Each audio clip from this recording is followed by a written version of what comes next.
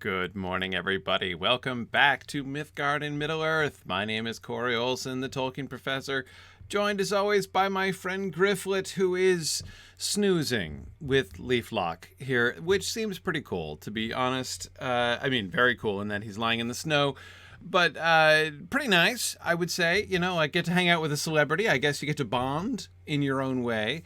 I just hope that Gryfflet isn't going to go tree-ish here while we're waiting to finish the rest of Wildemore, which is one reason why we're trying to finish Wildemore here prior to the Christmas break. So that's what's going to be going on. Good to see everybody back here in the chat. Excellent. So I'm supposed to go... What am I supposed to do? Oh, yeah, defeat orcs noisily, right, in order to try to wake up Leaflock. Well, I got to tell you, Leaflock, if, you know, the arrival of your fellow Ents and the routing of that camp just up around the corner didn't do the trick, I'm not quite sure what's gonna, but we'll see what we can do. We'll see what we can do. That's right, Hologro, Phil, we have this week and next. We've got 2 weeks to try to finish up Wildemore here. That's the goal. If I can get through Wildemore, then we'll be all set for a, you know, right in between acts there, or scenes anyway, I suppose, for the Christmas break. So we'll be out for 2 weeks for Christmas break. Well, this week and next week, and then we'll be back in January. All right. So, oh, look, there is an orc here. There we go.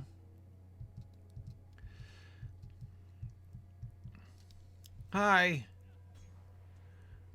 Okay. So on the one hand, I didn't one-shot him. On the other hand, I just noticed today that I'm still using level 75 legendaries, which is probably part of the reason for that. But, you know, it's okay. Yeah, I have not actually gotten a burglar legendary on a drop in ages. I mean, ages. I have tons of legendaries in my inventory, but really no burglar stuff, even kind of brewing and leveling up. Hey, there you go. Strong work there. Noisily defeated orc. I love that text. Almost as cool. I mean, the coolest kind of quest-related text like that, of course, are the progress bars. I love the present participles.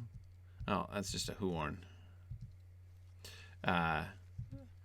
Though, to be fair, killing a Huorn would probably be noisier.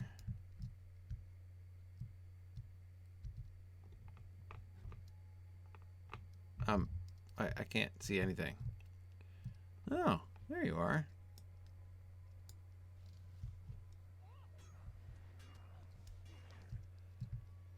Okay. And one more.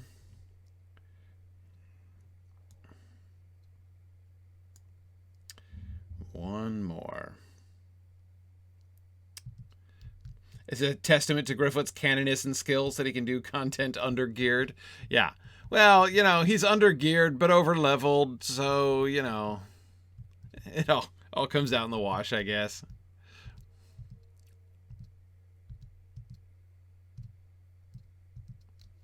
All right. And okay. There we go. Let's see if that was noisy enough. I rather doubt it.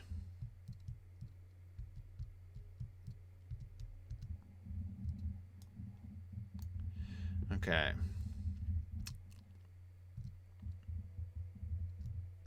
Oh man, I would love a carry-all for legendary items. Though, you know, to be honest, like the whole carry-all thing, I mean, I'm not going to pretend that the crafting carry-all isn't like my favorite item in my inventory, because it is, you know, but I also am very aware of the fact that, like, my pack ratism is just being enabled, you know, like, it's not like it's doing me good in the long run. It's just enabling. hang on. What's happening to Leaflock in very, very small print? He stirs slightly, but remains otherwise asleep. Oh, dear. Defeat orcs in Balewood and be even noisier about it. Okay. All right. I will. I'm not sure how to go about being noisier, but yeah. Well, it's true, Tamara. I was going to hoard anyway, so I might as well be enabled. Yeah, I suppose so. Yeah.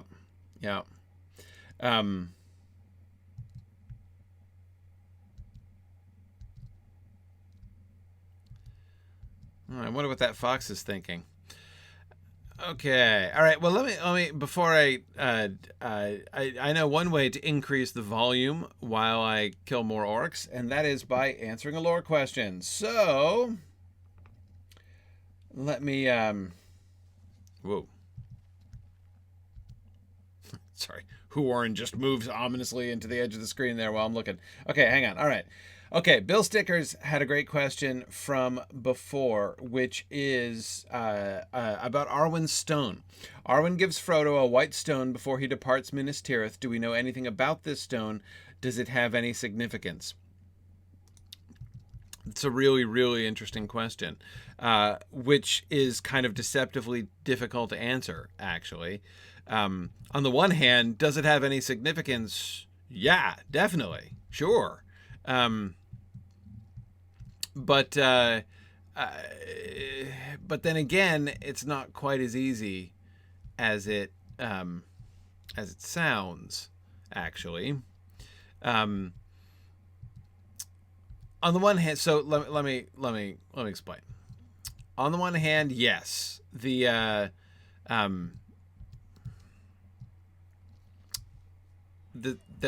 white stone certainly has significance. And the significance of it is generally that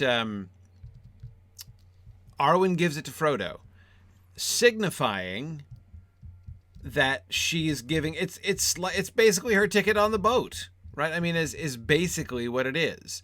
Or rather, I should say, it represents her ticket on the boat, because it's not like anyone who, like, if somebody, burgled Arwen and got this stone, that, Círdan the Shipwright would be like, oh, you get to go to Elvenhome? Okay. Mr. Burglar. So again, it's nothing like as simple as that. And yet, that's pretty much the significance of it. It kind of represents her, her right to leave Middle Earth. So she is, that moment is a really interesting one. It reminds me more than anything else of the moment when Gildor names Frodo an elf friend, right? The significance of which is almost never clear, right? That is to say, like, when that happens, when Gildor names Frodo an elf friend,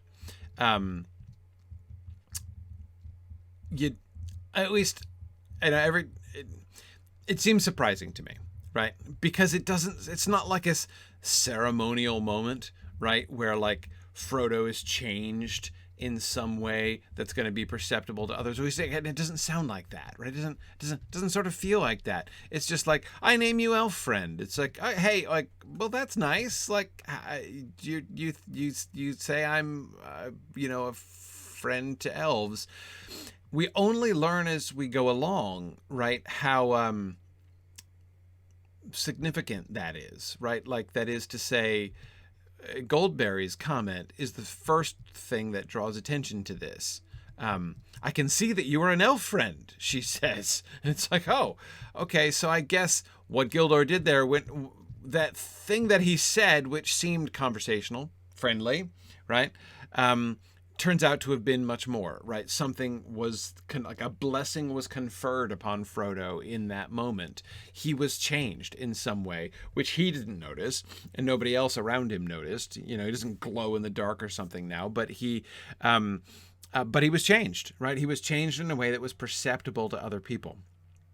Not everybody, as of course Aragorn is also an elf friend, and he still looks like a scruffy ranger. So, but nevertheless, like it's like a transaction happened there, right? And I think the same thing is happening with Arwen and Frodo in Minas Tirith there at the end. That she is conferring a blessing on him. That reminds me of the elf friend thing. That she is the one who initiates.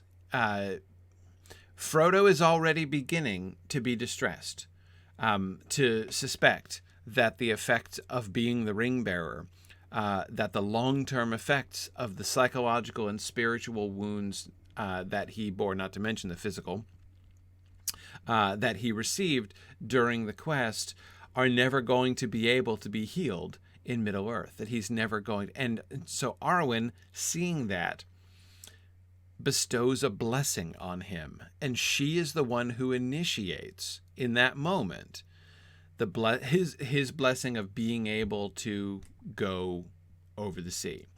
And she gives him the white stone to signify that. He clasps the stone when he's in troubles, when he's experiencing pain, when he's experiencing some of his sort of after symptoms, right, of being the ring bearer. He is seen to be clutching the white stone that he always wears around his neck, the stone that he got from Arwen. And that seems to be, again, that seems to show him clinging to this idea of like a healing that comes from beyond Middle-earth, right? It's not just, when the normal process of healing, both physical and psychological and spiritual, isn't enough, right? And he is clinging to something else, to something more. And the white stone seems to be, at the very least, a symbol of that. Now, does it have more than symbolic power? We're not told that it does, but I wouldn't be surprised if it did. It's a little hard because, as with so many of the things related to Arwen, it was a last-second introduction. I mean, Arwen is one of the last things added to the text. She is penciled back in from the end. The decision to have Aragorn marry the daughter of Arwen was a very late decision. The entire draft was complete before he made that decision, pretty much. So, it doesn't get that kind of storyline doesn't get any development. But you could just as well, but thinking about the white stone that Arwen wears that she gives to Frodo, as far as like, does it have any powers? Is it actually like a magical stone, or is it what hobbits would call a magical stone? Well, what about Aragorn's green stone? The Elessar. Is that a magical stone?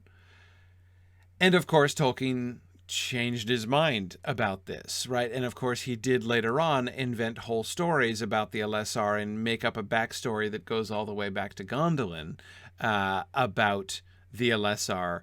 But then he was like, but that one's not the original Elessar. That one is like the Elessar Mark II that was made an imitation of the original Elessar. So, he started like getting into that kind of backstory for Aragorn's stone, that it should not just be a gem and not of merely symbolic importance, but have some like healing powers and that kind of thing. So with Arwen's stone, yeah, exactly, Phil. There's some story about looking through the Elessar and seeing things made anew. Yeah, it's about he comes to connect the Elessar itself with healing and renewal. And it's, in my mind, fairly like transparent that stuff, like those are things that are, just as the elf stone is a physical symbol which is Aragorn's an outward symbol of Aragorn's name, right? So the backstory of that thing is essentially based on Aragorn, right? It's like, let's take the idea of Aragorn, the renewer, the healer, right? And let's kind of back project that through and be like, yeah, actually this elf stone thing, we're gonna kind of deepen the significance of Aragorn's stone of Aragorn's name, right, by sort of emphasizing the resonance of that, like stretching the resonance of that back through time into the first age, right, and connecting him with renewing and healing from the very beginning.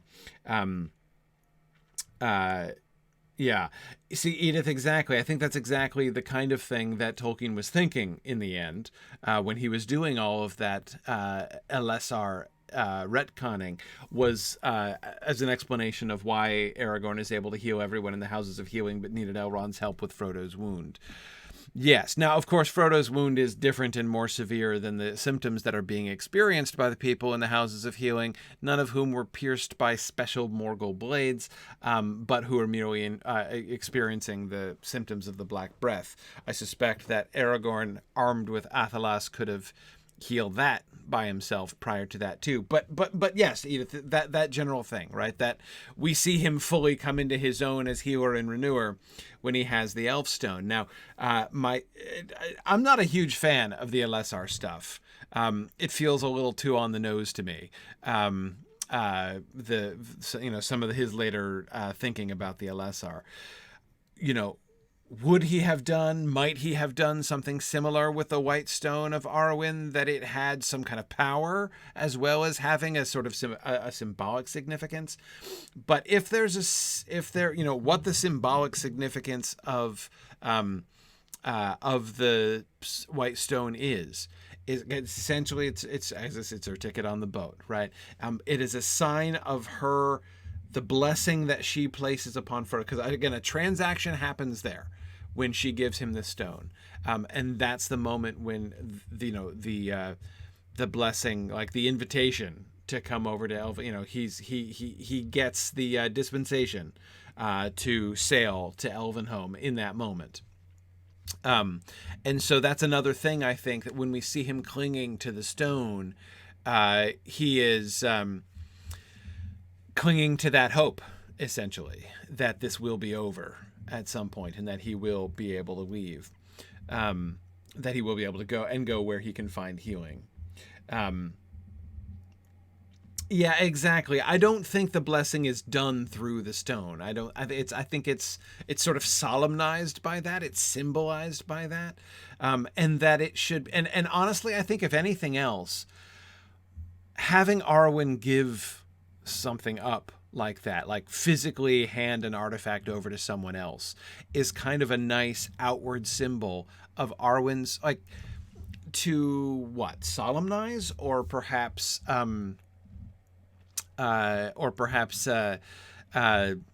symbolize at the very least her sacrifice. Like she gave up.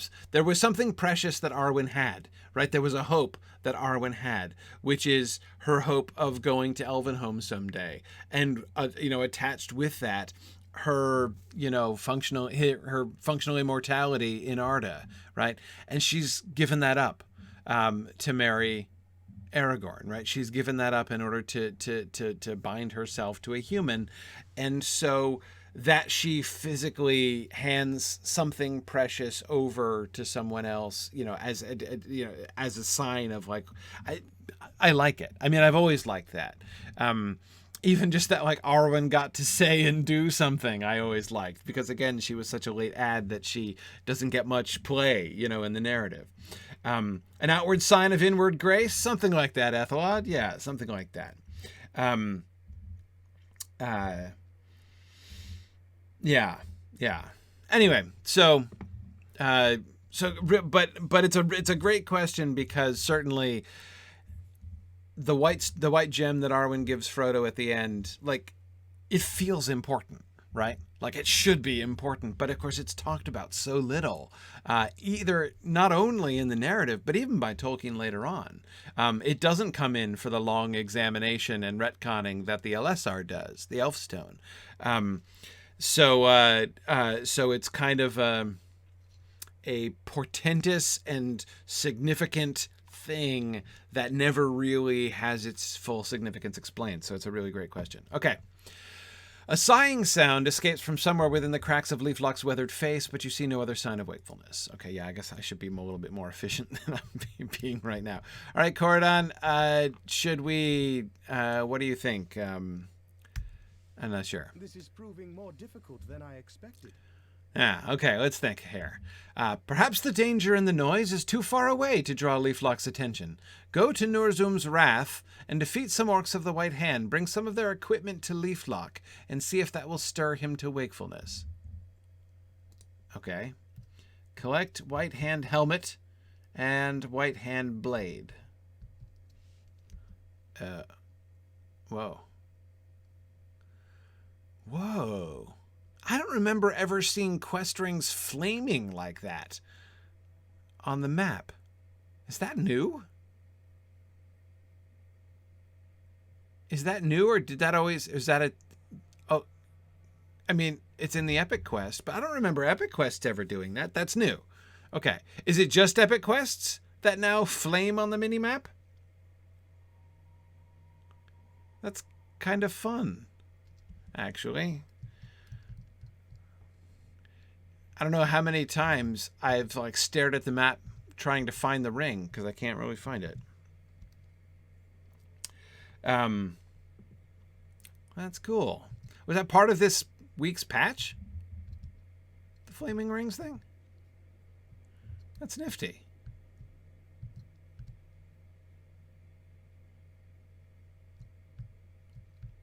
Yeah, see, JJ, that's exactly... let's see, do you count? You do not, Mr. Woodcutter. That's good, because I think I've already killed you like 3 or 4 times. Wow.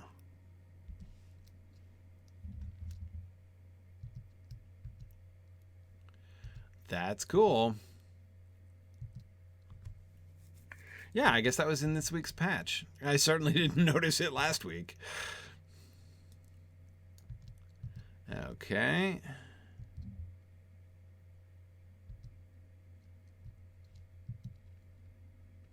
Not you, I'm assuming.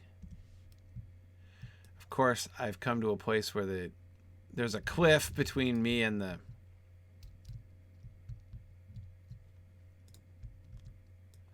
There's a cliff between me and the path. Can't get up there. All right.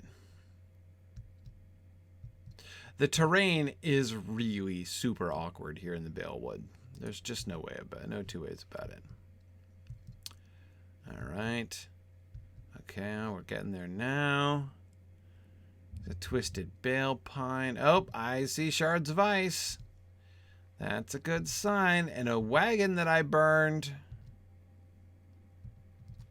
Hey, guys. I think you count, don't you? No, you don't. Who counts? Not you?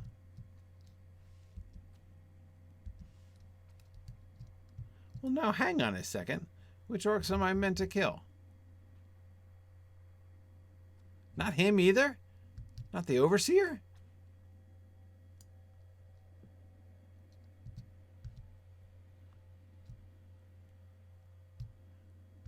Not the Drudgers, for sure.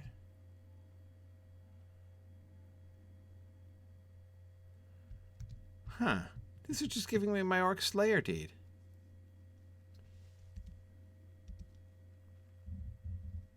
From Uruks, specifically. All right, I mean, theoretically, they're all over the place up through here. Okay, not the slave drivers. Not the Pathfinders? No? Ah, the hardened Uruks. Those are the guys I need. Okay, fine.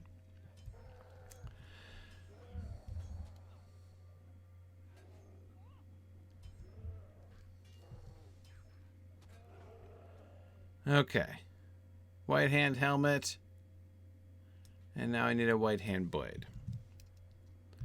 Alright, gotta find the hardened guys.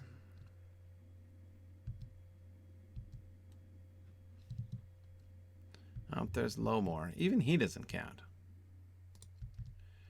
I guess there's some very specific orc gear that will rouse Leaflock, apparently.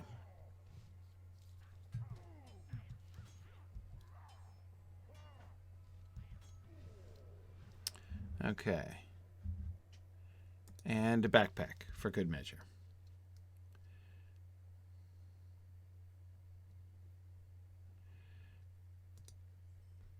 And I'm going to cheat. Because I don't really want to pick my way back across the landscape again. Okay. All right, Leaflock. What do you think about this? You hold up the blade and helmet bearing the mark of the white hand. For long moments it seems nothing will happen, until finally Leaflock's eyes... Nice. Sorry, Leaflock, I didn't realize you were speaking there. Leaflock's eye swivels open and fixes upon the orc weapons. Broom. Why do you wake, Leaflock? A deep rumbling within the ant goes on for some time, and you wonder if he is sleepily giving you his name in his own language, which could take some time. Hooray! He's awake! Oh, it's Leaflock. Do we ever meet Skinbark? I hope we do. You use small names for big things, little one. Sure, it's true. We all do. You explain to Leaflock that Wildemore is held in the grip of an unnatural winter and is at the mercy of a giant called Nurzum. Really very brief, an extremely hasty synopsis. The sighing of the wind through the branches is Leaflock's only response for many minutes. Then a rumbling sound slowly separates, and we heard it. Somewhere snow falls from an upper branch and lands with a soft thud onto a drift. Wildemore. It is not a name I know. Well, you know, this hill, shelf, step. You tried to appeal to Leaflock's sense of duty.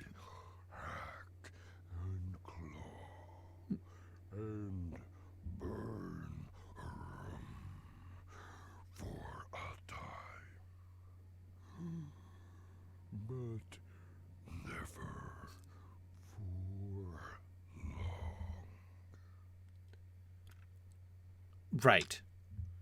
That's correct, Leaflock. Orcs. The lives of orcs are short, and so although they hack and claw and burn for a time, but never for long. Well, no, not individually. Right.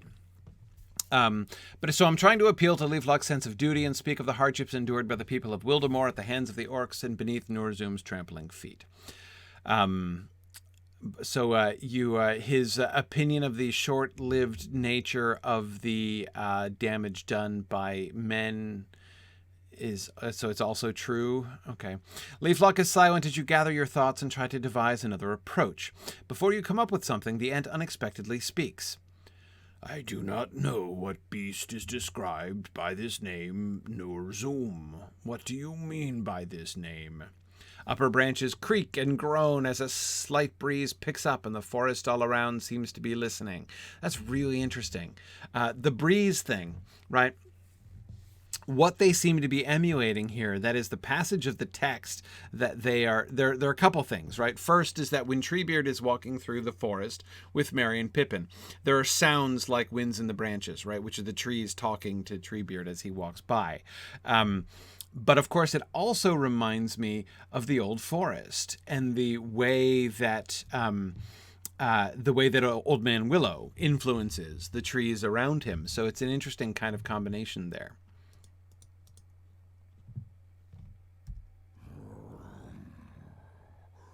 You said he was a giant. Mm-hmm. Yes. That is not just a giant. No, he's not just a giant, unfortunately. Yeah, he's a hideous hybrid monstrosity. Yeah, exactly. Empowered with Yeah, it's bad. It's bad, man. You describe Nurzum to the Ent as you best are able, trying to remember his form and features as you saw them amid the flying snow at Bir Tor. Dude, I've learned so much more since then. Leaflock shakes and quivers, becoming more animated than you have seen him, and he says what we heard there. A mighty and branch-like arm angrily spears a nearby drift, sending an explosion of snow skyward. Oh, right, he's getting roused. That's excellent. It may have been a giant once, now it is more than that. You describe an unnatural combination. It was a giant. It was also a horn, twisted, corrupted. Leaflock shakes angrily. Boom, boom, boom. Leaflock will not allow this. Leaflock will deal with this. Excellent. Oh, that's what I'm talking about. An Ent can be truly frightening when he is roused. That's right. I do not know what Leaflock will do about Nurzum, but this is better than I had hoped we could achieve. I will meet you back at Nona's cave. I want to speak to Leaflock for a short while, if I may. Oh, sure. No, Cordon wants to hang with... I understand. I understand. You guys probably have some catching up to do or something. Okay. So what am I meant to do now? Talk to Cordon back in Nona's cave? That's it? Huh. So I should go back to Huna first, right? Gonna cheat again. Sorry, not sorry. Hey, guys! Still not sitting in the chair, huh? That's okay. Huna, it's time to get out. The ants are clearing the way.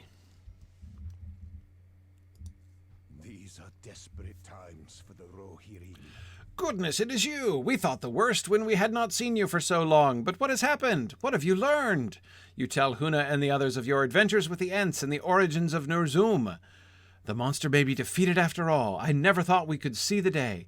Now then, you said that the trees themselves would hold back the wood trolls for us? I have other business for you, but the rest of you, pack your belongings as swiftly as you are able.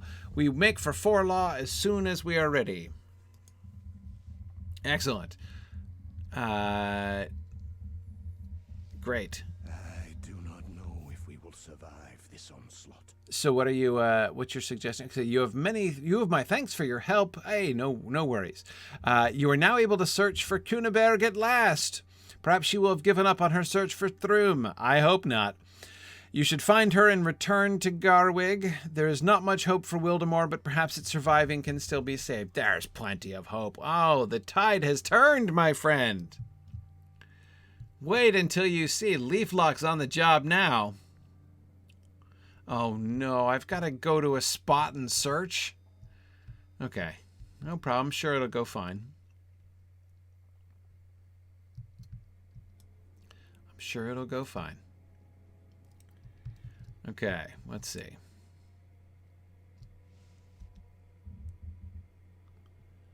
Yeah, that blazing ring thing is kind of fun. Oh, they all do it. It's not just epic quests.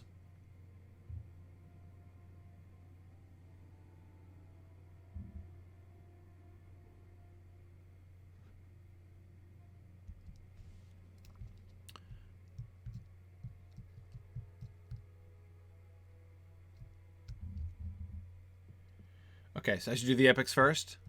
All right. I was kind of guessing that. All right, let me see if there's an... Whoa. Holy cow, Madman Modeler.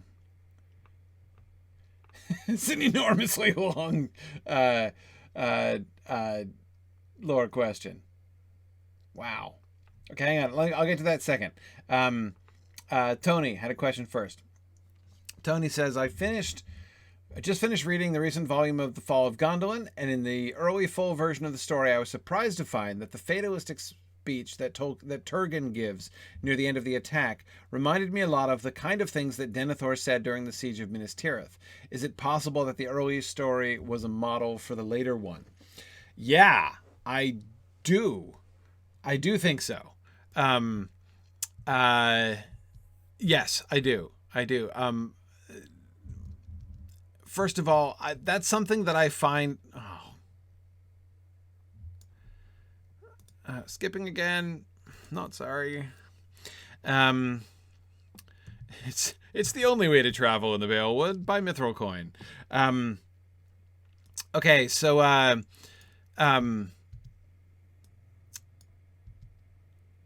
yeah. So I was just gonna say that in general terms, the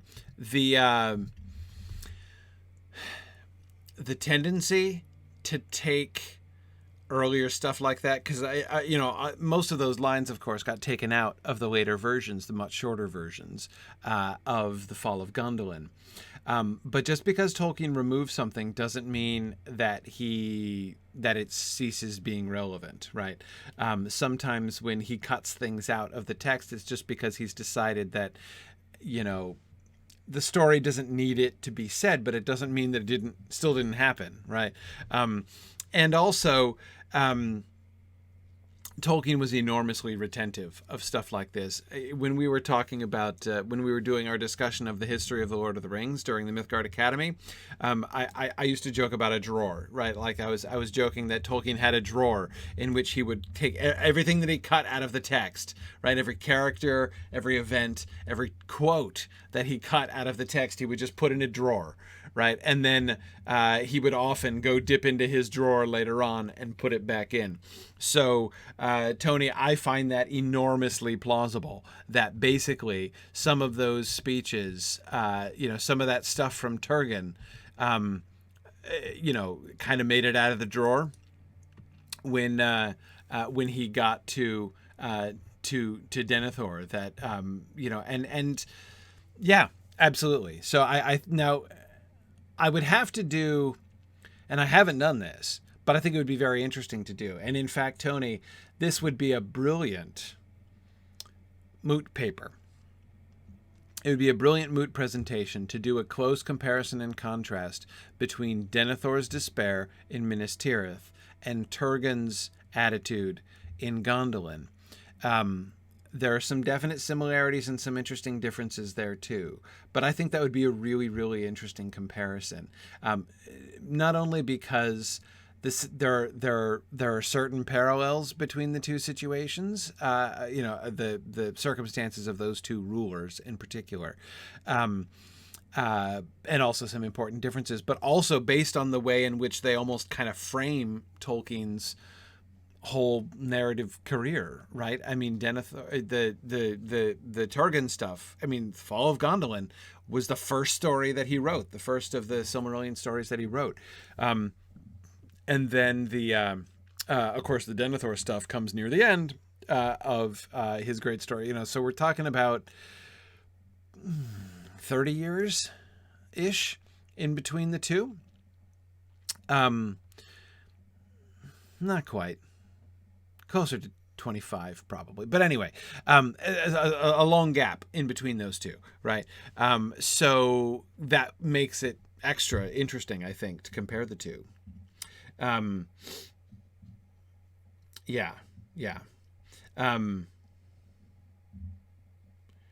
Okay.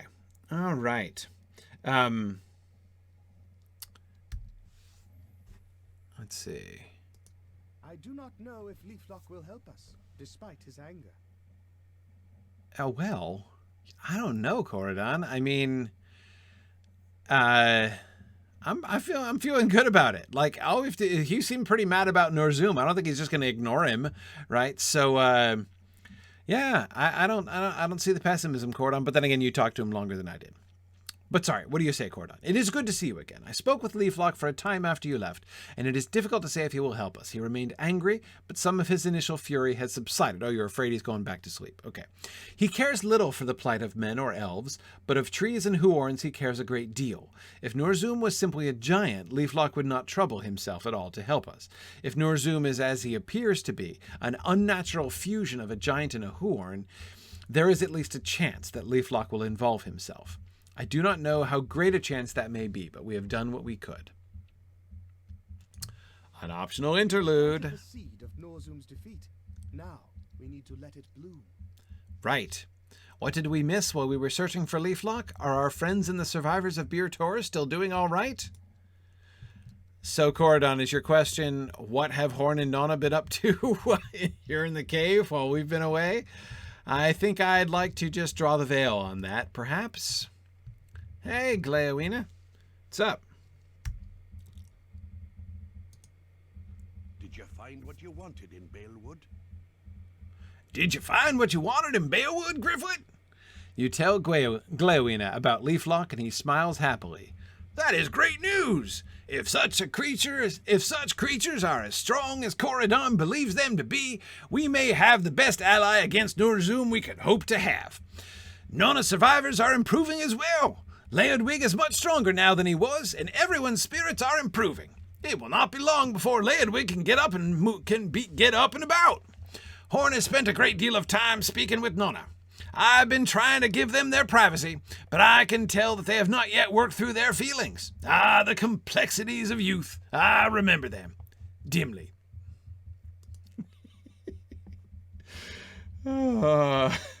Excellent. But also an interlude. All right, let me finish talking to folks here, and then we'll do the interlude. Coming in. Okay. We're still decorously standing across the... I just wanted to announce my presence. I didn't want to interrupt anything untoward. Hi, Horn. Since Leodwig has improved, I thought we might all take our meal together. Coridon has already told me about Leaflock. I thought he was going to hurt himself smiling so widely. As for me, I'm doing fine as well, Gryfflet. That's good to hear. Donna and I have been catching up while you were gone. I told her about our adventures in the Sutcrofts and Fangorn and about our unfortunate audience with Theoden King. She told me about her attempts to provide for those in her care by raiding abandoned villages and stealing supplies wherever she could find them. It sounds very difficult. I wish we had been with her. We could have helped her and... well, you understand. Since Leodwig has improved, I thought we might all take our meal together in this chamber. Let me know when you are ready to eat. Okay. I am so ready. Ready to eat? Yeah.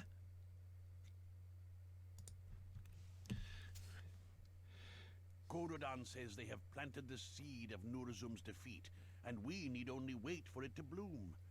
Is he right? Can we trust this Ent? Of course. You can't trust Leaflock, then who can you trust? Okay, sit by the fire with my companions. Okay, this chair looks a little bit close to the fire for my comfort, but that's okay. We walked slowly forward, unsure of what awaited us. Oh, we get the dramatic reenactment here. Okay. Horn crept before us, sword at the ready. Oh, what story are we telling here? And suddenly a shrew burst forth from the bush, toppling Horn onto his face. Oh, good times. Good times. Yes, it is a funny story. Master Gleowina, surely you have something else we can speak about. I do have some words concerning Bir Tor. Would that be too painful for our friends? I would like to hear it. I too want to hear of my city. That is your answer, Bard. Well, I suppose it is.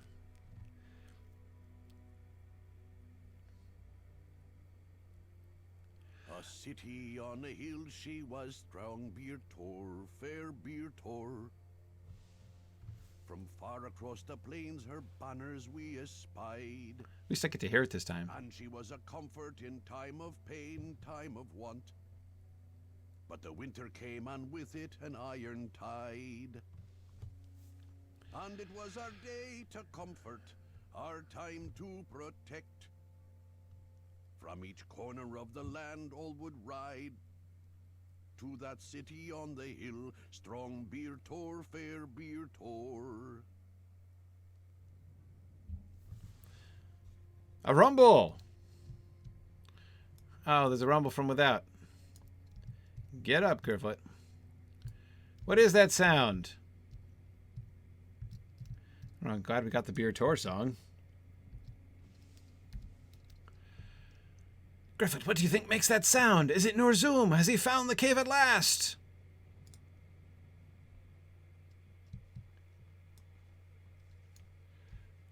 nice.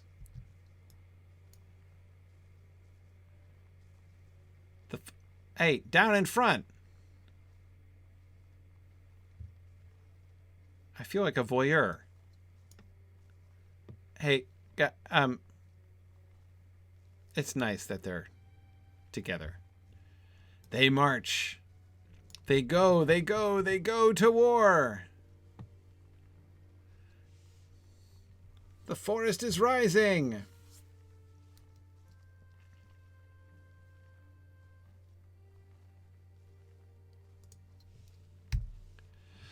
Leaflock has done as we hoped he would. He has sent Huorns to seek Norzum. Will they prevail against him? I cannot say, but I know this. My heart is stirred by their march. They seem so different from you or I and from Horn or Nonna, so far removed from the daily worries of men or elves or hobbits, but still they march for us against the evil of Norzum, against the evil of Saruman. Even now, Leaflock and his herd will have not retreated so far from Middle-earth as to abandon its people. It is worth remembering. It seems our friends have remembered something as well, Gryfflet. I told you it would happen, did I not? I am certain I did. Yes, I think we were supposed to be focusing on Horn and Nonna holding hands there in the foreground. I'm glad we're not standing on other sides of the room from each other now. You crazy young lovers, you. I do love the Horn and Nonna plot. We should go back inside and bring what people we can out here to see this sight. Who can say when such a marvel will be seen again?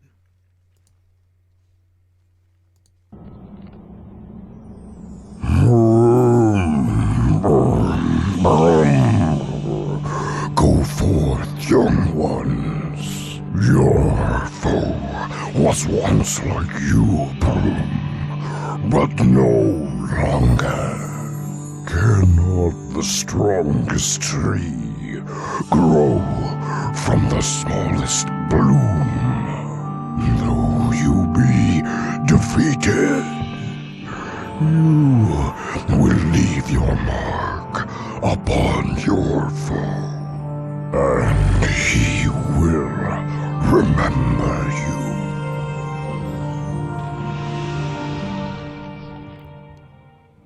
Wow.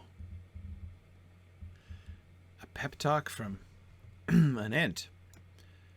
Okay.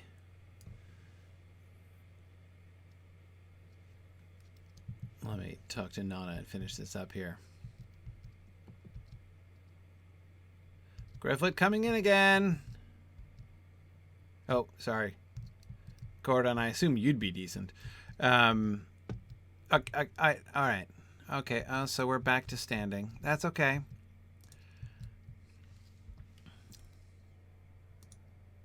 I have never seen anything like it. Things are more clear to me now. The sight of those trees marching away to fight Norzum, Solvuk would fall down upon his face in wonder, and Wadu would never have believed me if I told him of it. But looking at those marching trees, allies of ours in this, and yet so different from us, I realized what a strange world this is, and how small our place in it. Corridon spoke of Leaflock the Tree Man. Ah. Interesting for them to use that phrase. He knows not of Rohirrim or Dunlending. To him we are nothing. And yet he sends his children, if that they be, to fight our enemy. Such wonders, both marvelous and terrible, all at once. I do not want to face this world, this strange world alone. I will no longer run from the differences between my people and Horn's people. He and I will be one. When those in my care are restored to health, I will go where he goes. Let all who oppose us beware, for together we are strongest. Thank you for keeping him safe while I was away. Soon we will adventure again. Norzum will soon be defeated, and we will leave this place. Until then, we should rest and recover our strength. We will speak again when that happens. Hooray! Another interlude? Oh, a wealth of map interludes.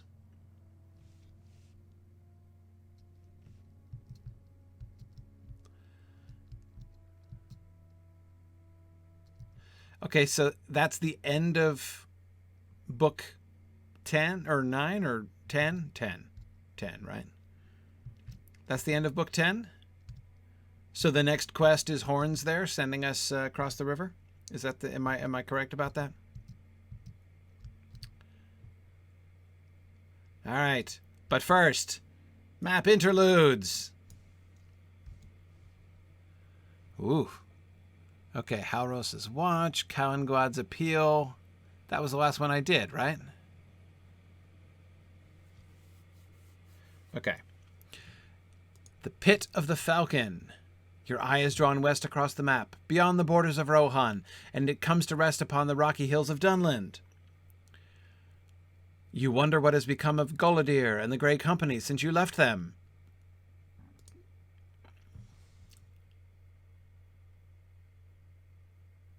Okay.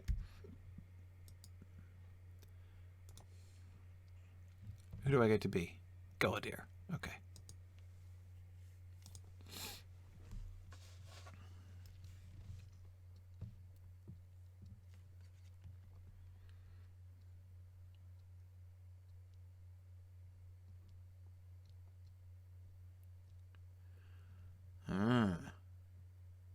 Yeah, look at those Numenorian ruins in the foreground,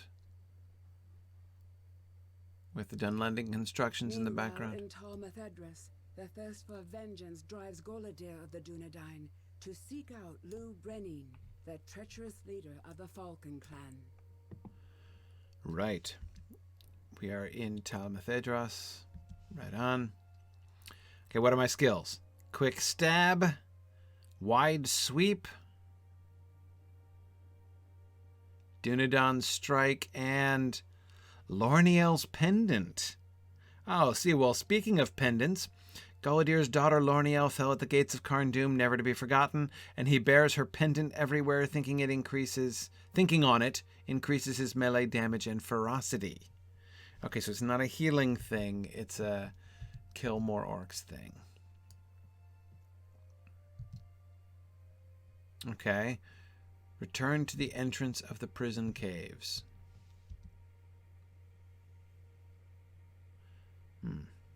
Is this map different? Is this the same map as before? I don't remember, like, those ruins. I mean, the map, the overall shape of the map looks the same, but is the artwork on the map new? It looks much more detailed than before.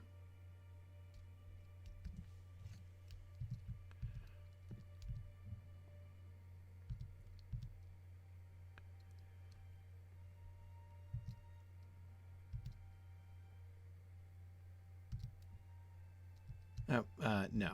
Okay. Oh, right now I have my bearings. Okay. I'm up. Nor do I? No, I don't even really. Yeah, okay, I guess I kind of do. Right. Okay, no, I know where I am. Yeah, I'm Halgro feeling rusty on my Talmathedras geography here.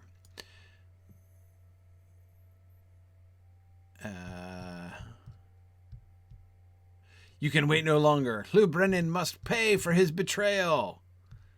Okay. Hey there, Coronir.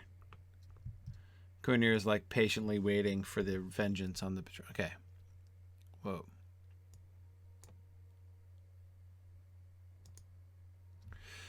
I thought you might come here sooner or later, Golidir. I know what you want to do, and I am here to keep you from doing something rash. Coronir shrugs his shoulders and looks up at you with a stern expression on his face. Lou Brenin has so many in his command. It would be foolish for you to return to the caves in search of him. We should do as Halbarad wishes and leave the leader of the Falcon clan be. He wronged us, but we cannot do anything about that now. You will not change my mind, Golidir. I will not let you do this by yourself. So come with me! I know you are angry, my friend, but returning to the prison caves by yourself is simply throwing away your life. I am angry too, Golidir. Lou Brenin cost us much, and I have not forgotten his treachery. Many good men lost their lives when he sided with the wizard, friends of us both, and if the leader of the Falcon clan had his way, none of us would have survived. Oh, all right, but I am coming with you.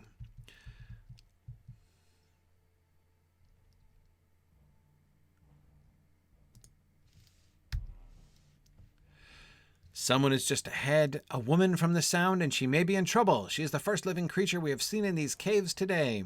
Coronir was always such a pushover when it came to Galadir.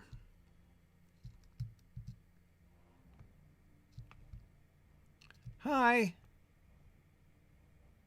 Mylona, huh? Hello, Mylona. You have to believe me, Ranger. I spoke against Llw Brennan's decision, and many good folk did the same. Your people were betrayed by Llw Brennan, but so were many of my own. He believed the wizard's lies and sought to raise the falcon to heights undreamed of, but in so doing he gave the falcon a death blow. The symbol of my clan is now little better than that of the Orcs. Mylona spits. But there is no time. Llw Brennan has taken those loyal to him and crossed over the mountains. If you are seeking to have vengeance upon him, you are too late. He will be in the land of the Horse Lords by now. I told you, Llw Brennan did not speak for all of us. What are these, kennels? Before he left for the land of the Horse Lords, he cast those disloyal to him... what? It's a big drop. Am I certain about... Hang on. He cast those disloyal to him into the depths. I only escaped by feigning death. You have to help the others. Okay. Drop into the pit. Whoa. Okay. Woohoo! Oof. Terrible smell of rot fills the pit. Is the girl still alive? Wenda. Are you here to help us? I hurt my leg in the fall. The girl winces with pain, and you are stricken suddenly by the memory of Lorniel lying before the gates of Carndoom. My name, Wenda. We have to. Wenda falls silent, exhausted by the effort, but her darting eyes flicker to the tunnel leaving the chamber, and you can see the fear in them. This is where Llw Brennan throws captives. One of them, his beast. Oh, dear. Who's the... Oh.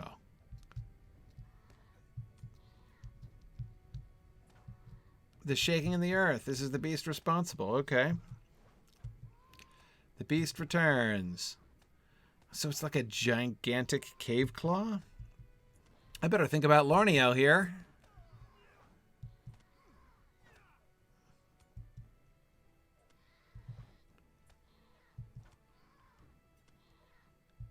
Okay.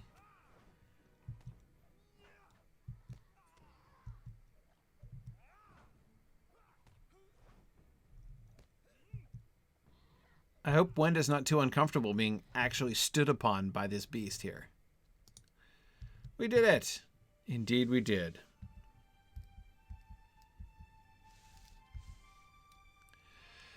Age has not slowed you down at all, Galadir. Oh, thanks for that. I am lucky you are here to take the brunt of the creature's attacks. Do not laugh at me for this, friend, but I feel some remorse for slaying such a mighty creature. I know it sought to devour us, but I cannot help but think it was a captive here as well. Llw Brennan kept it in this pit, and he made use of its appetite.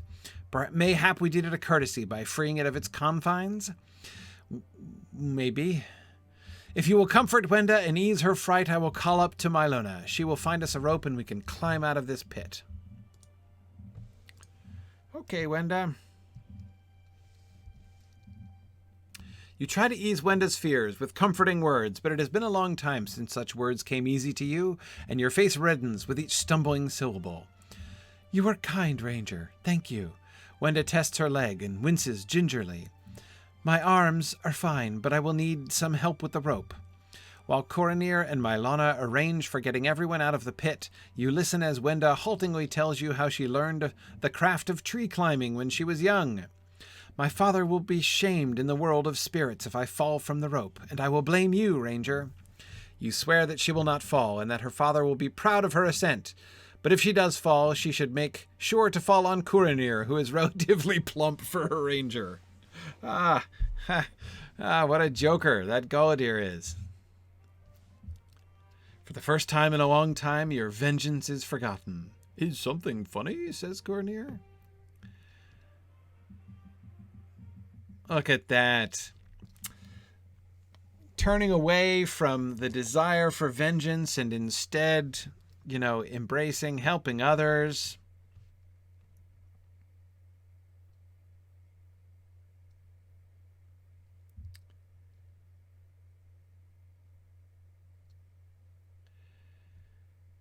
Okay.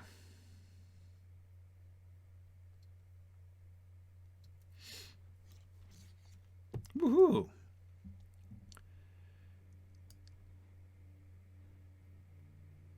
Oh, what's this? Oh, okay. Hang on. All right. All right. Strength of will. Your eye is drawn west across the map beyond the borders of Rohan and comes to rest upon the cruel circle of Isengard. You wonder what has become of Lothrendir within the prisons of Saruman. Sure do.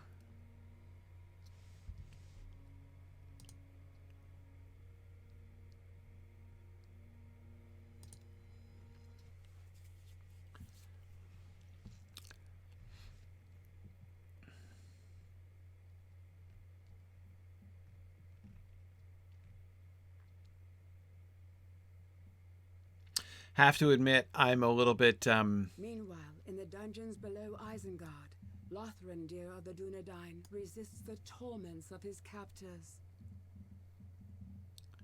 I love the orcs all drinking in unison.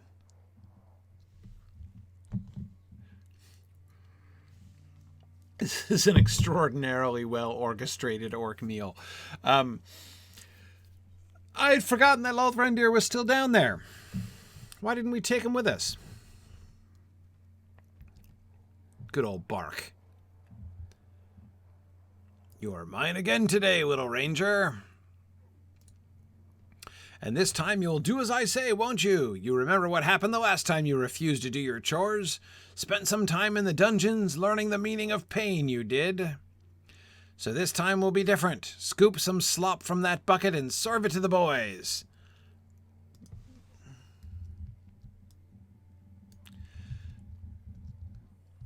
I have a better idea. No way. That's right.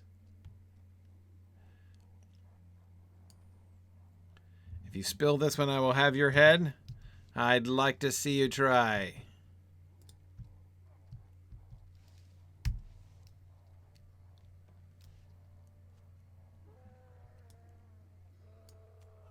Oh, yeah? I will use some of my hitherto unexplored skills.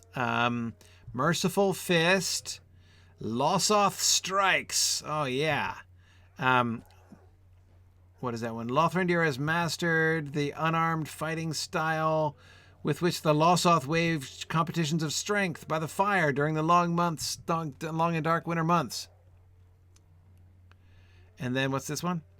Blood of the Dunedain. Oh, it's a healing one. Okay, cool. Okay, here, get over here, guys. Surly Uruk. Come on. Yeah. You want a piece?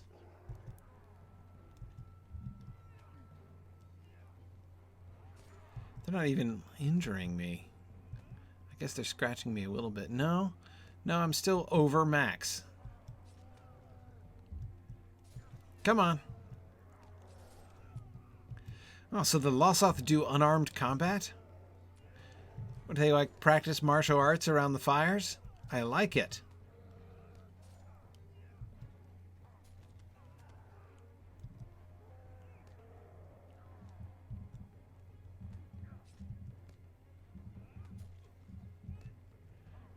Come on. I'll take you all together. Oh, it's Gunine.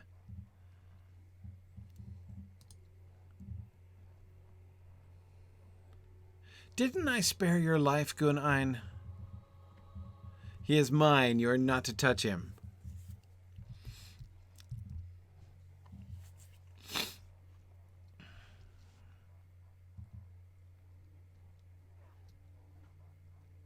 Yeah, take that, Bark. 'Cause none are deadlier than she.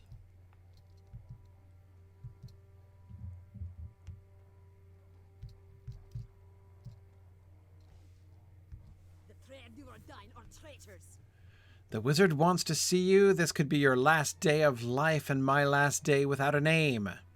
What a fortunate day this is if that be so. Your freedom from this life would be my release from shame. Both of us would rejoice, would we not?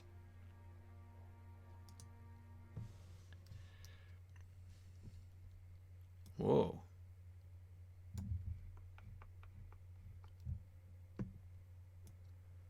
Up on the pinnacle of Orthanc, huh? Do I get to throw you off, Gunine? We are here. Will the wizard share his mind with his poor servant and his unworthy captive?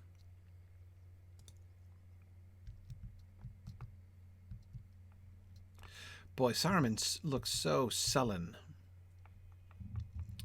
Lothrandir. What up, Saruman?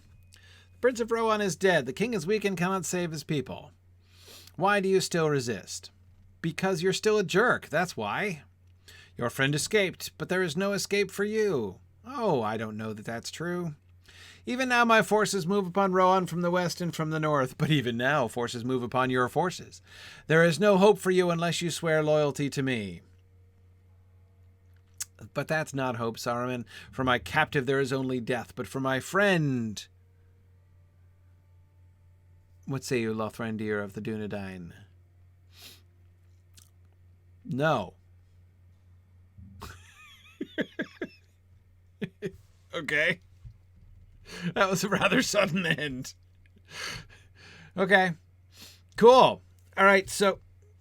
Oh, wait. I was still Lothrandir? That was weird. Oh, like a vision of Lothrandir came into Nona's cave there for a second.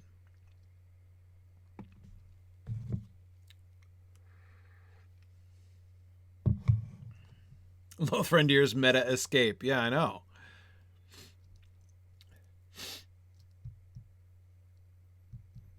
Okay. How interesting. That was weird. Yeah,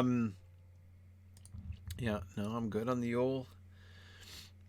I don't have any quests in here, do I? What's that? Woodland Ranger's outfit gift box? A full set of Woodland Ranger clothing, huh? Ah.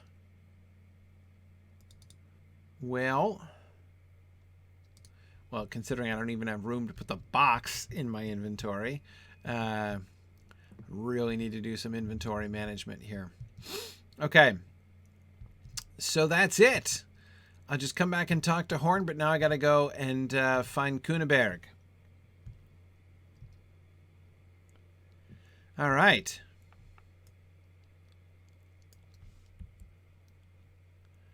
Think I'm going to cheat again.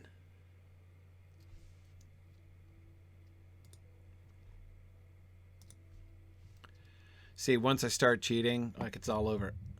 Hey there, Kunaberg. Oh no, you're looking all dejected.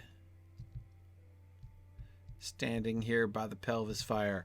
Where are we? Grimnisberg? Hang on, I gotta get my bearings. I cheated getting here, Kunaberg. Not gonna lie. So this is another town of Wildemore. Huh.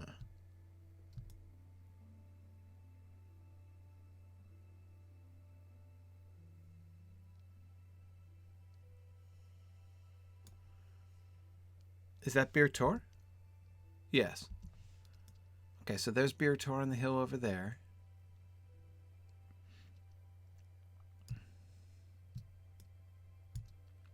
Yeah, it looks like the highest point in the region.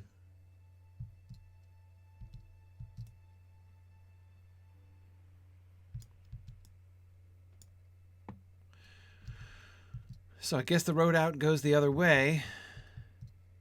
Hope you're not looking dejected about killing all these orcs. Wait, is there a road out? We're trapped! Oh, here it is. Okay. Yeah.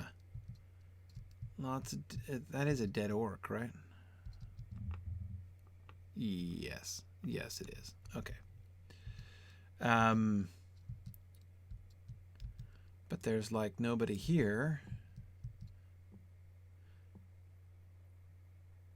Lovely view. Oh, who's that? Oh my goodness, look at that. Wow. There's the bridge across the river.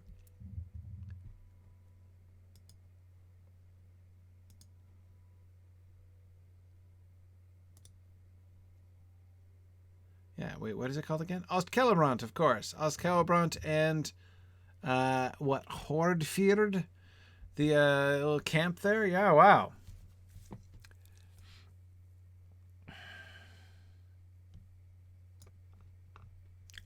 There's the whole part. Can I see Stangard from here too?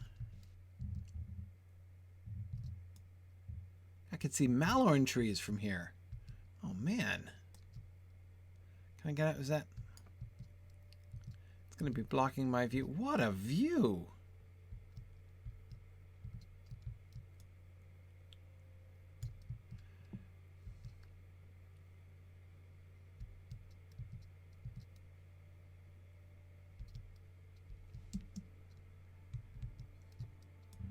Oh yeah. Except I'm trapped now.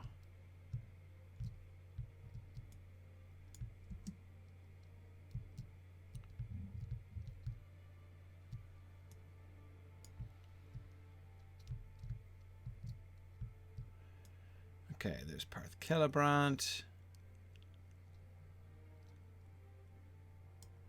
Oh, there's the Kuthstan. Stangard must be.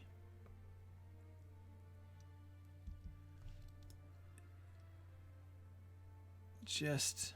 Oh look, yeah, there's the I forget that, yeah, that little that beautiful little donjon in the middle of the field, that little keep. Must be just down the t'other side of this hill here. I can't quite see it. Wow. Really cool. What a charmingly situated little village you guys have here, or did, before the orcs came and erected their wooden totems. They've been here for a while. Look at that. Did they bring that with them, or did they carve it after they arrived? And they had time to construct this whole big, huge pelvis bonfire with the skulls of what manner of beast is that? Why are you looking so sad, Kuneberg? I am afraid of what is happening to these lands.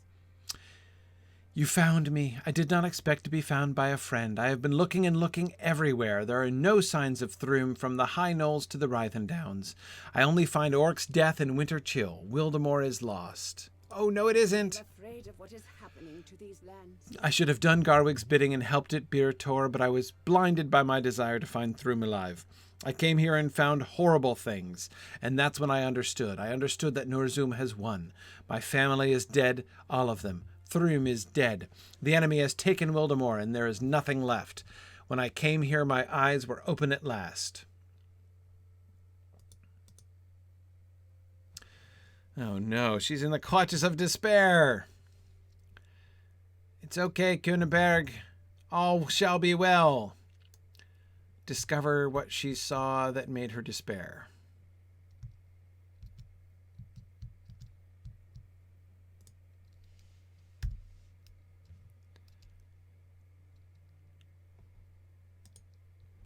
Kuneberg has reclaimed Grimnisberg, but is now exhausted. You should burn the corpses of orcs she killed as she fought through the town. Okay. Rest for a weary shield maiden.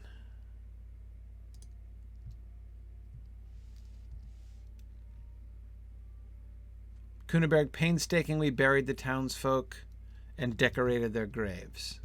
Okay. So that was depressing thing number one? Okay, depressing thing number one. The graves of the townsfolk.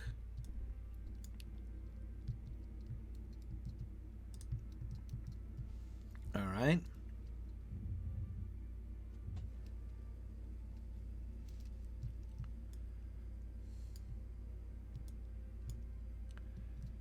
Let's see, what else? I'm looking for orc corpses.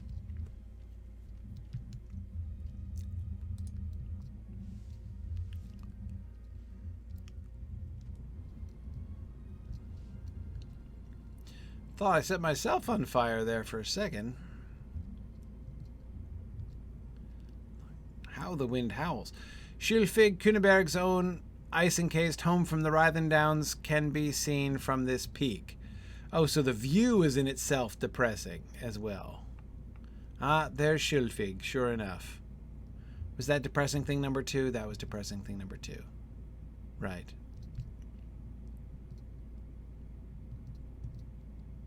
On a better view of depressing Schulfig. Uh-huh.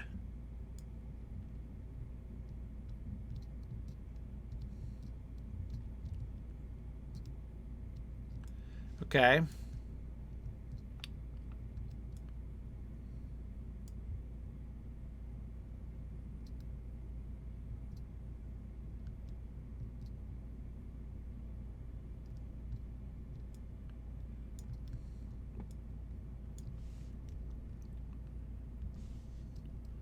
Find more orc corpses too.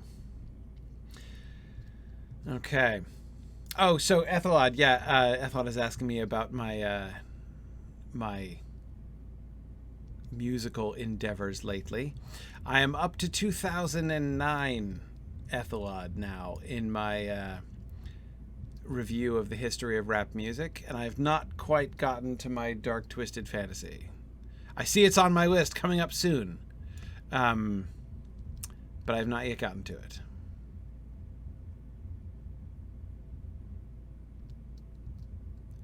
Okay, Kuneberg, sorry. Continuing to look for depressing things. Oh, look, there's more orcs.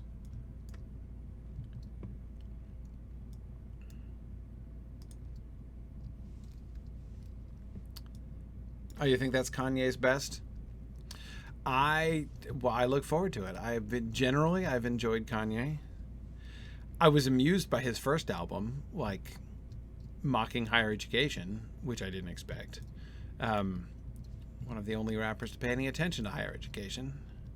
I mean, I don't even remember a reference to universities since the members of Run DMC bragged about having graduated from university and endorsing, education.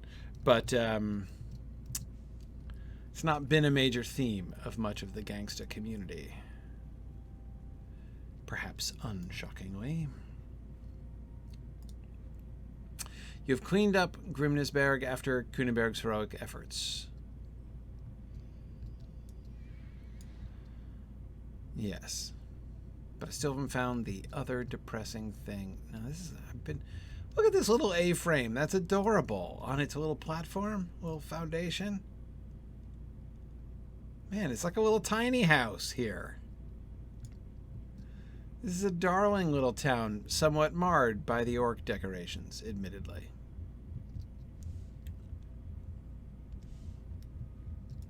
Is there, like, another vista? That's super depressing?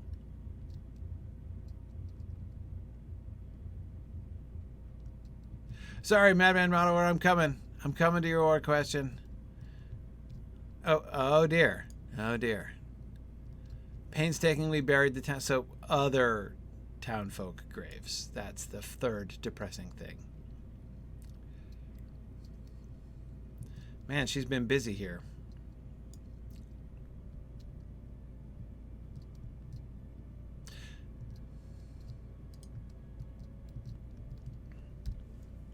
These are desperate times for the Rohirrim. You gently tell Kuneberg that you saw the brave, heroic work she did when she came to this town in the view of her fallen home. She looks at you with tear-filled eyes. I did what I could for them, but I was too late. Luckily, the orcs were not many and they were scattered, but my heart broke when I saw Schilfig down below. Oh, man. These are desperate times for the Rohirrim. You gently tell Kuneberg that it would be best to leave and head back to Forlaw. You are right. How will we tell Garwig that there is no hope for Wildemore? I do not want to face him after I behaved so foolishly. I was so full of hope. That is done now. Oh, I don't know, Kuneberg. Don't give up hope.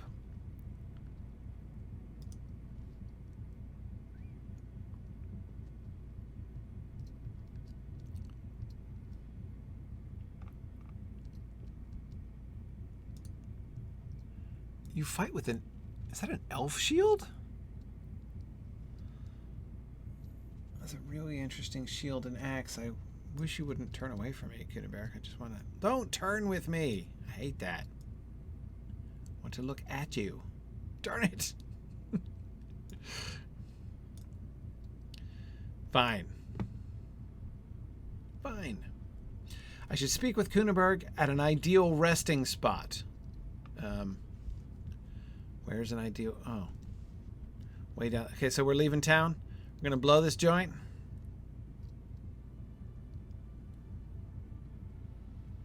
Okay.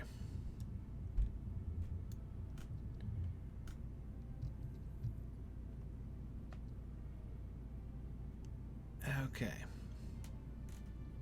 Oh yeah, Kyokolo, it's more complicated than that. I've got major UI issues that I've been working around for a long time, so I'm just whatever. It's fine. I've got some commands I can turn. It's just awkward. Just awkward.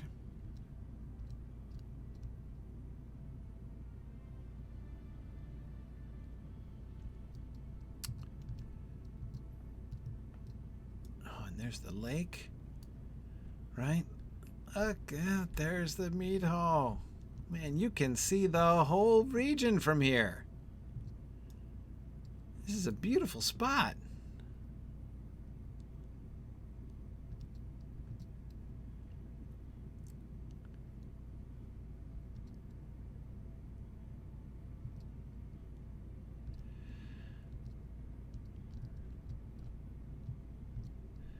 Like random house in middle of road, or well, not in the middle of the road, it's alongside the road, but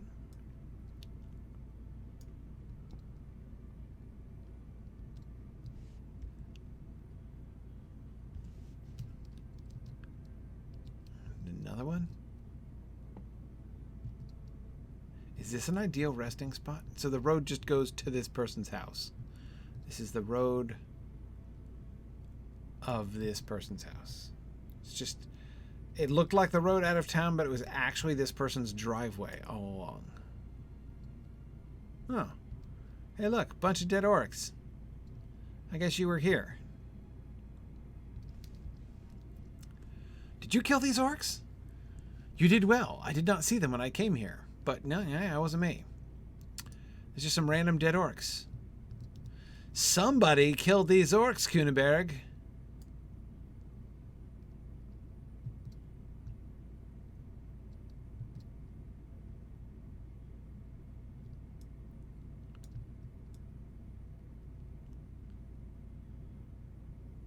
Okay, it's a little windy in this spot. Hey, look, there's a trail of dead orcs. Let's follow the trail of dead orcs. More of them. This is terribly strange. Who could be doing this? We have no heroes left in Wildemore. Are there two of you? I think there are more up ahead. Let us follow them. Okay. Oh, there's also a warband. Another cluster of dead orcs.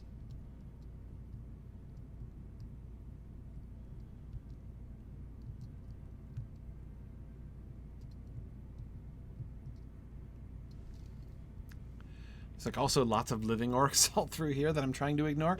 This was deftly done. It reminds me of Thrym, but it was not he. Can you be so sure?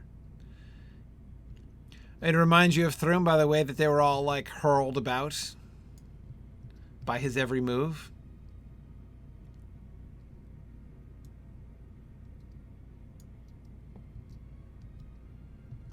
Don't give up hope, Kuneberg.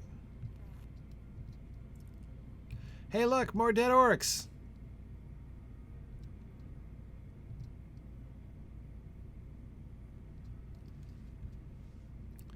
And another. Whoever did this is strong. I hope we can count them a friend.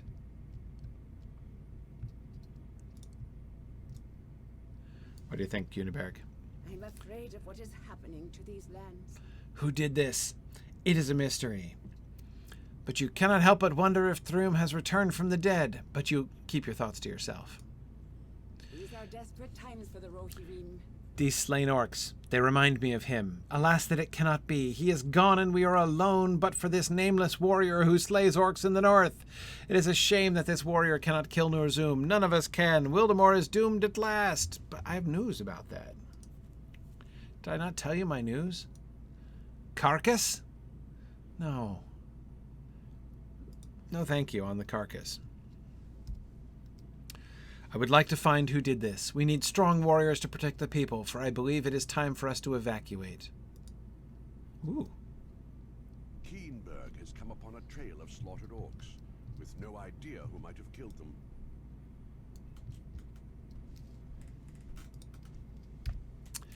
I'm afraid of what is happening to these lands. Do we continue to follow this trail, or do we admit our defeat and return to Forlaw? You tell Kuneberg that you have a strange feeling about the trail of felled orcs. Kuneberg shrugs in reply. If you wish to live in denial of our doom a little longer, I am not one to criticize.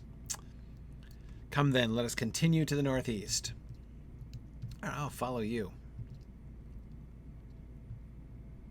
Let's do it, Kuneberg. Don't give up hope, Kuneberg. I see no more orcs from here. Which way now?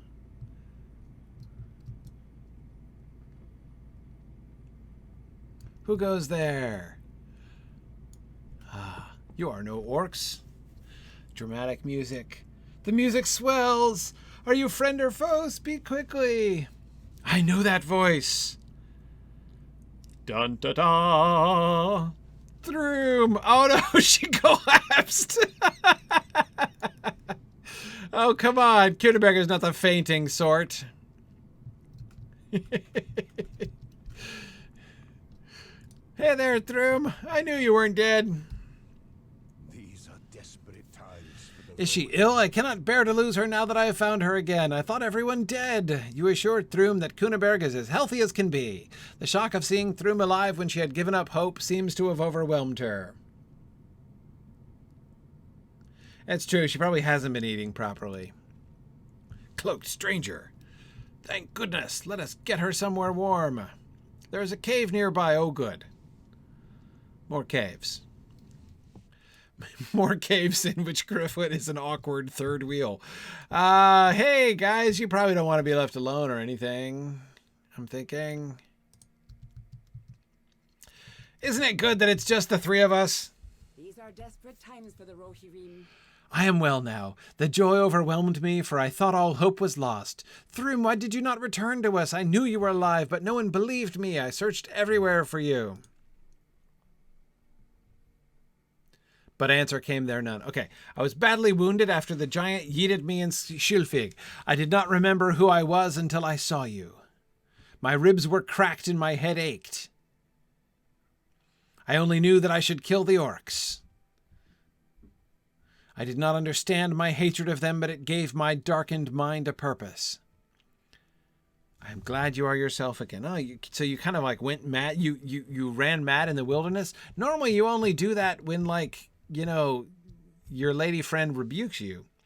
Not when giants huck you off into the distance, but... I'm afraid of what is happening to these lands. Now we can defeat Norzum or die trying. We have Thrum, and we have so much more knowledge of our foe. True. I'm beginning to form a plan. Apparently the horn is the key to weakening Norzum. Yeah, I learned something about the horn. Did I tell you all about that? I'm so glad I did. We will find Norzum and Thrum can blow the horn. My lungs cannot bear this, I'm afraid. My ribs are not mended. Oh, yeah? I'll blow the horn. Thrum, you shall fight the giant. Right, your ribs are too bad to blow, but they're not too bad to fight the giant. Let us go to Garwig at once and talk more as we travel. Okay, so wait. But what about the Ent? I cannot wait to see Garwig's face when he sees that Thrum is alive. Okay.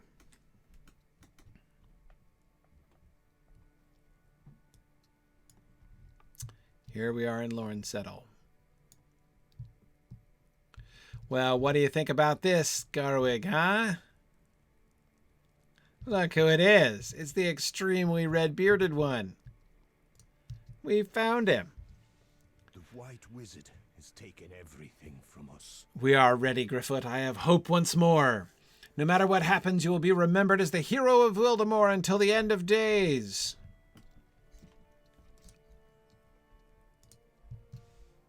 I am afraid of what is happening. The time has come. We must finish this and defeat Norzum once and for all.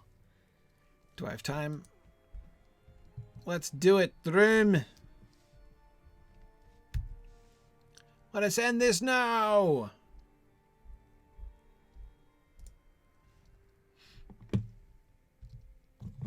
The final stand.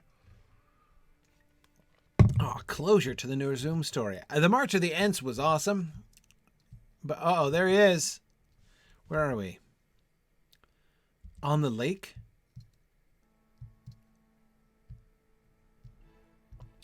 All right. Oh, Garwig himself is taking arms? Excellent. What brings you to these lands? This is it. We must make a final stand here and stop Norzum. We mustn't fail or we risk losing Forlaw. Once we get within range of the giant, you must blow the winter's horn. Once we have his attention, I will hold him off. Here, take the winter's horn. It will take some time to recharge its power, but you may need to blow it several times until Norzum falls. Okay.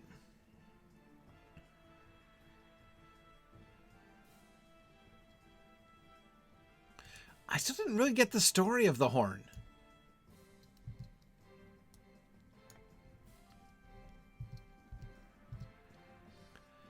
All right, here we are, just the four of us.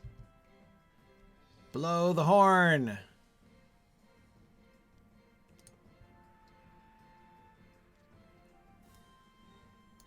Thrum, Redbeard, I thought you dead. No matter, you will not stop me now. I will destroy you, and then we're over here. There you go.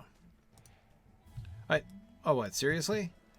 We're all attacking Frostgrims and leaving Kunaberg to fight Thrum by herself? That's the plan. Whoa.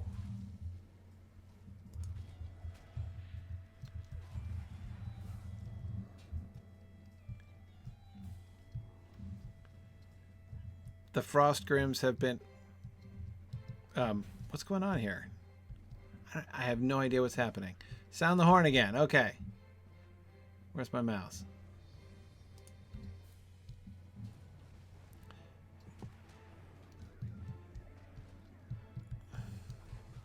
Norzum is infuriated by the sound of the horn. He seems to be weakening every time. So do I.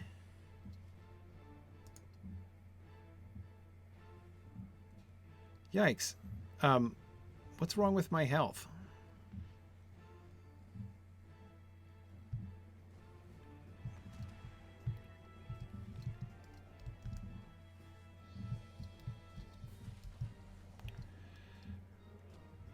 Whoa!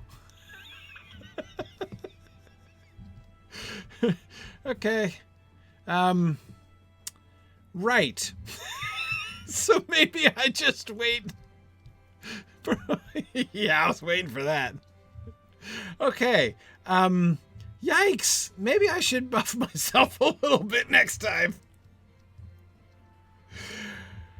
Oh, holy cow. Okay.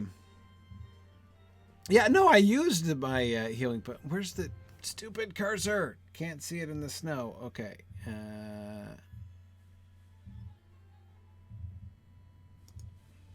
Wow. Okay. Whew. Let's try this again.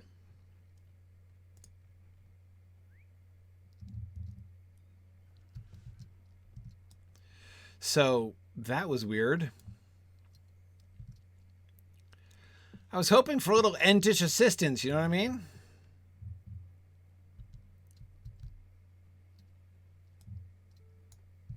Talk to Thrum ASAP. Yeah, well, I gotta ride all the way over to him. And I can get back in, like, during the fight? Whoa. What's going on here? For some reason, my cursor is proving even more elusive than usual today. There he is. Okay. All right. That was odd. Especially odd since I'm like 5 levels over level. Didn't expect to go down quite that quickly. So the instance keeps running? Alright.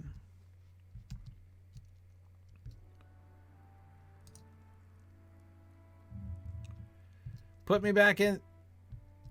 Put me back in, Thrim.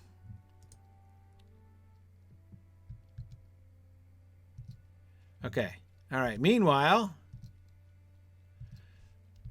defeating Frostgrims. Yikes. I think one of those Frostgrims must have done their, like, devastating, like, horrifying move that destroys everything. Okay, sound the horn. I would if I could find my cursor. There it is. The Huorn infused with Nurzum appears to be retracting, weakening its physical form. Excellent.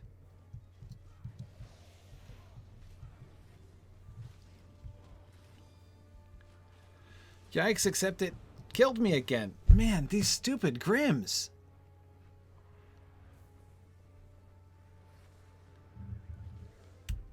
Where's my bloody cursor?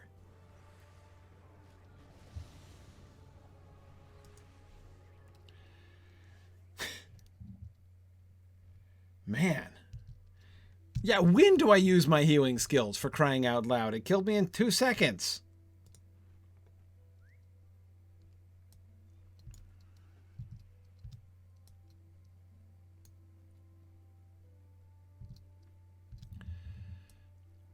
I'm glad it keeps running, though. That's handy.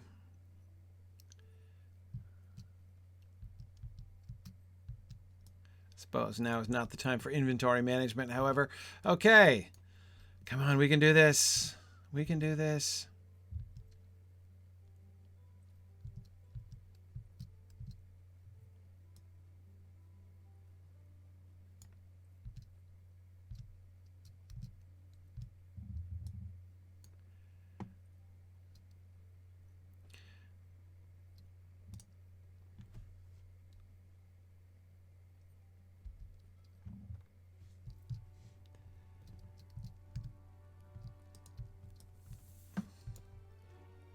Okay.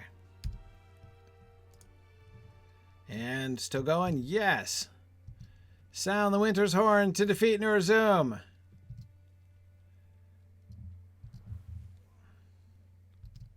Oh, they're not doing too well. And... aha! Nurzum has been defeated.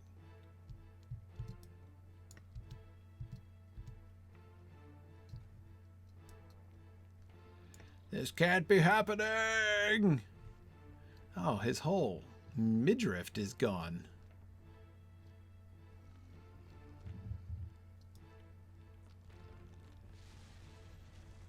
So the frost closes in around him? So he's defeated by winter itself? What's up with that horn? The Stone of Thangaroadrim. Really? What? The Stone of Thangaroadrim has been separated from Nurzum, creating a flash freeze, encapsulating him in a tomb of ice? What? The Stone of Thangaroadrim. For real.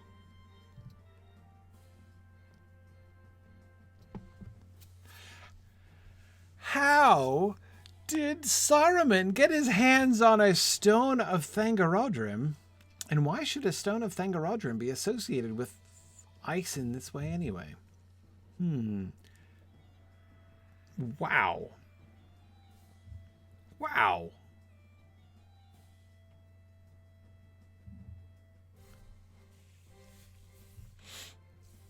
Yeah, you're right, Hologirl. I guess he just went to the right auction, right? The nightmare is now over. Our losses were great, but this giant will terrorize us no longer.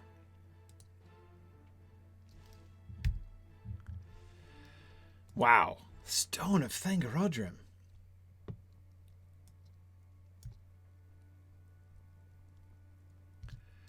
Saruman has been doing his research. I do not know if we will survive this. With Nurzum gone, we can begin to deal with the great losses we've suffered and finally rebuild Wildemore and our lives. We couldn't possibly repay you for all that you've done for us. Hey, always happy to help Wildemore.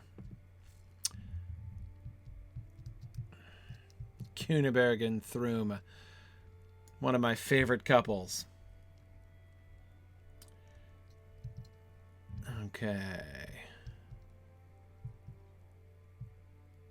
That's it? I get no other quests? That's the end? All I got is the Yule Festival, which I don't want.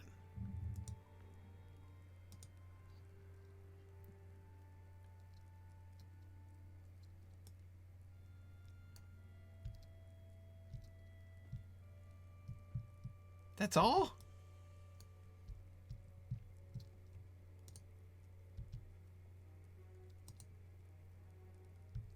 Huh. Really? Nobody will talk to me? Okay. No vector quest of any kind? Just, we'll never forget you.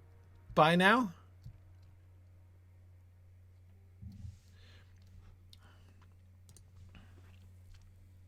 Inventory overflow? Yeah. Yeah, it's a problem. Which deed did I complete? All the deeds. Settlements.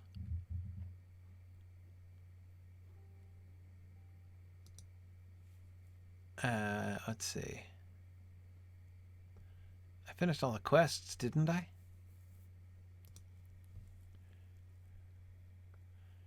Quest of the High Knolls, yeah.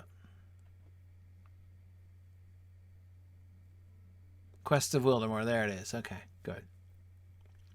That's done. Well, that suggests Savior of the Lost. That's kind of cool.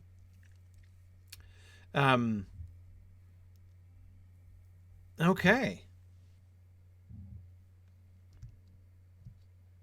Doing some of the survivors quests next time might be useful. Which survivors? I'm not sure which one, what you're talking about there. What's the new deed I got was bestowed? Oh, the Deeds of Wildemore deed? Yeah, see, that's exactly the kind of thing that Gryfflet is not doing.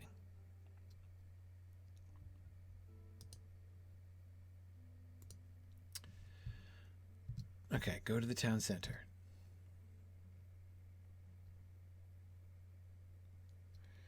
Okay. Well, that was a triumphant, mostly triumphant conclusion to I didn't think I'd get this far.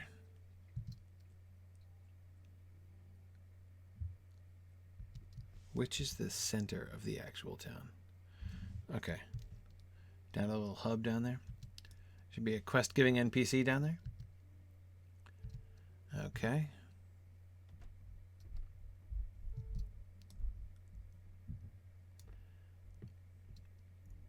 All right. Yep, I see somebody with a quest down here.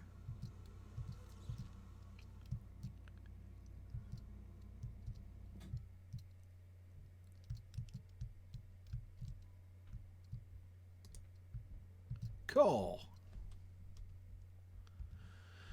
Hail, traveler. Are you looking for some work to do towards the recovery and rebuilding of Wildemore? I absolutely am. I was figuring there'd be some kind of denouement, you know what I mean? There's much to be done, and the people of this land need all the help they could get. That's the help with the rebuilding is just exactly what I expected to be sent to do by Garwig after all this was done. Okay, check the listings. Post it in the town center for tasks that need doing. Okay. We'll gladly accept assistance on up to 5 listings every day. Oh man, I don't like the sound of that. That sounds a little hootboldish to me, Cole. Ooh, look at this. Everybody's got quests now. Battle and event listings? Crafting requests? Oh, this feels like a bounty listings? Oh my goodness.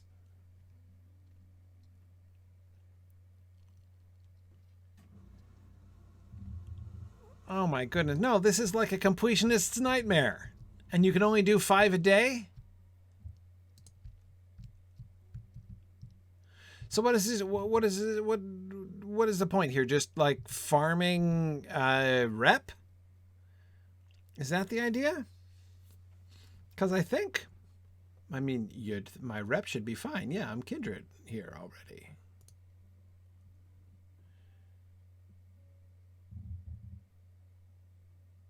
I've already maxed out the rep. Yeah. Rep and originally endgame gear. Right, sure. Oh, I'm... It's a separate rep category for the survivors of Wildemore? Oh, forget it. Y'all are on your own. I'm outie. Oh, rep grinding. Rep grinding. My time in Lotro is too short. So, survivors of Wildemore, I, at Gryfflet, have to do the completionist quests all the way through the rest of Rohan, Gondor, Mordor, and beyond. Like, I've got so much to do that I do not have time to grind reps. So I trust that y'all get Thrum is back and y'all will be fine. Yes. In conclusion, thank you very much for your hospitality, and I'm gone. I'm not doing any single one of these quests. Okay, cool. Yeah, I rep dailies don't count for completionism. I completely agree. Madman Modeler, I can't. I will do it next week. I promise I'll do it next week, Madman Modeler. Promise I will. I was hoping to get to a place where I was fighting again, but we got nothing but storyline. Well, that and me being killed. But look at that. We finished Wildemore. We finished Wildemore in 1 day. We still have an extra day. So next time we'll get to begin we'll cross the river and begin to explore our third section of Rohan here, which is pretty exciting. So we'll do that. I've got to run again. Unfortunately, I have a hard stop because I have a kid to deliver places. So thank you guys for joining me today. I am, Druid's Fire was mentioning, I'm going to be doing a broadcast with the OneRing.net folks about the upcoming Amazon show on Tuesday afternoon. I'm going to be doing a live stream. I forget where. Their Facebook page, maybe? Not sure. But anyway, that'll be a lot of fun. So you could feel free to join me for that. And of course, I have my regular broadcasts next week as well. Next week is my last week of regular broadcast, then a couple weeks off for the holidays, and then I'll be back in January. Cool. Excellent. So thanks, everybody, for joining me, and I will see you guys next week. Bye now. Thanks for joining in on my rambles around Standing Stone's brilliant digital adaptation of Tolkien's world. If you enjoy these adventures, please consider supporting this and other entertaining educational programming by donating at signumuniversity.org/fund.